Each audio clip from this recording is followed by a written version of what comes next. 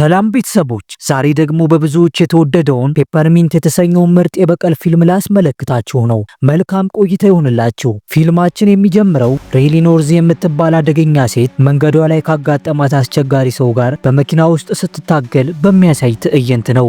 ክፉኛ ደብድባ ወጥ በወጥ ማን ነው ደም በደም ነበር ያደረገችው። እንደዚህ የወቀጠችው ራሱ አፏ ላርፍ ብሎ ይሳደብ ነበር። ግን በመጨረሻ በጣም አናዷት ስለነበር ወደማይቀርበት ዓለም በሞት ታሰናብተዋለች። ከዚያም አስከሬኑን በመኪናው ኮፈን ውስጥ ከታ ተደብቃ ወደምትኖርበት የድሆች መንደር ትሄድና በአንድ በደካከመ ቫን ውስጥ ገብታ ከሰውየው ጋር ስትጣላ ጎድቷት የነበረው ቁስሏን በጭካኔ ማከም ትጀምራለች። በኋላም አዘወትራ የምትመገበውን የጋርስኮት ኩኪስ አውጥታ በመመገብ ረሃቧን ታስታግሳለች። ከዛም ፊልማችን 5 ዓመት ወደ ኋላ ይመልሰናል።